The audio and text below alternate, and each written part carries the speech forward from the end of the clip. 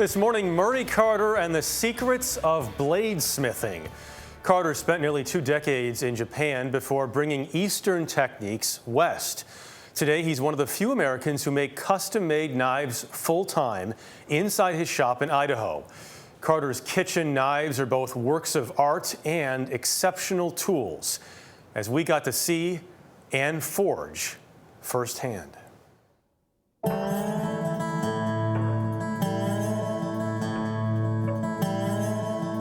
The knife has to fit your hand. It has to become a natural extension of your body.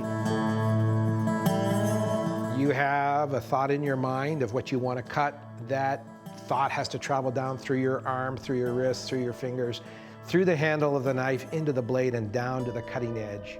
And anything that interrupts that flow is going to work against you. In west central Idaho, nestled between two mountains, the small town of Council is home to a workshop where Murray Carter lives life on the edge. I was curious from a young age, why do some knives cut very well and others don't? And that, for me, that metallurgical riddle, as it were, really intrigued me. Carter had a troubled childhood growing up in Canada. So as a teenager, he traveled to Japan to study martial arts. He also found someone to teach him Japanese knife making.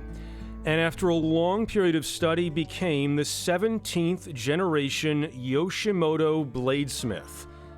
Following 18 years overseas, Carter moved to the U.S. and began selling custom-made knives for kitchen use, some of which can run into the thousands of dollars. For somebody who says, I can go on Amazon and buy a knife for 30 or 40 bucks, whatever, a kitchen knife. It cuts great.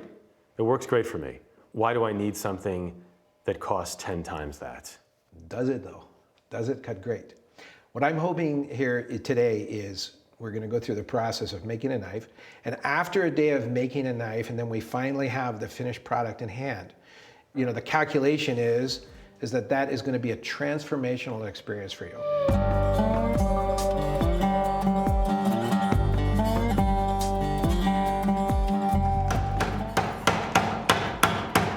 All the way down to the tip. Good, nice, perfect. You never want to come back up, you only want to go down away from it. How'd that feel? Cool. Making a knife. You're never done it before. Giving birth to a knife here. How hot is it inside there? In Fahrenheit, 5,000 something degrees.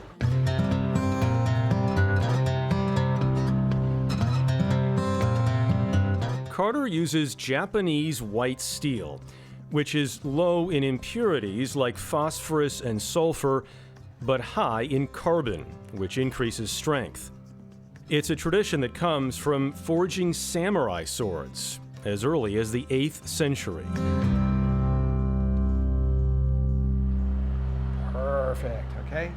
And then we just put it in there.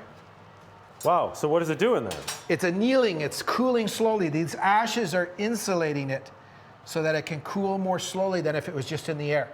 Annealing, which softens the metal, is the first of 3 crucial steps that turn a simple piece of steel into a high-performance blade. Now with your fingers, feel how smooth that is. Oh my gosh, yeah. Wow. It's like a baby's bottom. So now what we need to do is refine the shape, okay. Drill holes, stamp your name on here, and get it ready to heat treat, get it ready to quench. Okay.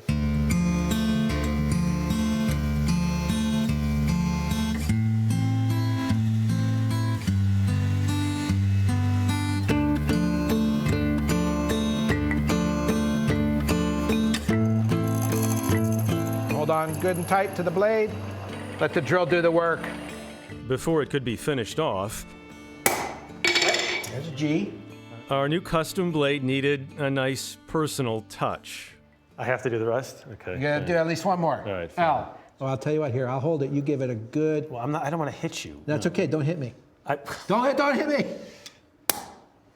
Nice. That looks awesome. Wow. Whew, I was holding my breath on that one. That looks awesome.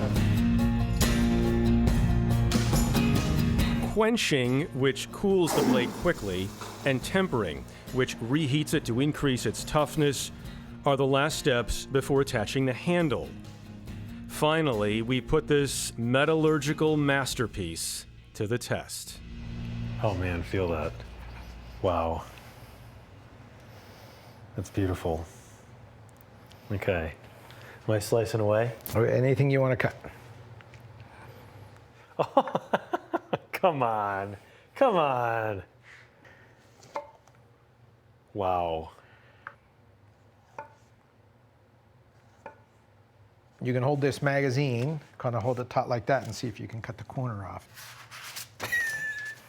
And I'm going to be honored if you would take that knife home with you and use it every day. The honor is mine. Thank you very much. On the wall behind us is an ancient proverb. Simply put, it says that taking action and failing is better than taking no action at all.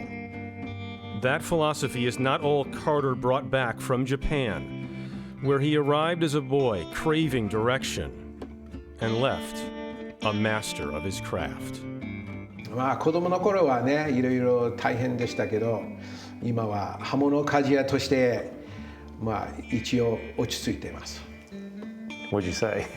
I said I had a tough childhood, but I'm really content now as an established bladesmith.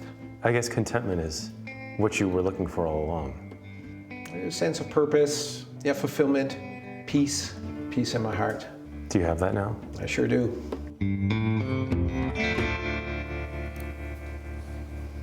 One of the most memorable experiences I've ever been a part of. It looked like it. I mean, just being able to see it from beginning to end. Beautiful story, his and that, both of them, Yes. truly. I mean, we were watching like this. Yeah. We were like enwrapped Yeah. by the process of making this blade. It's fascinating. I mean, I've always been fascinated by it, but I've never seen it up close. And I just love the peace that he talks about that he's found Yes. through this. Really beautiful. Yeah.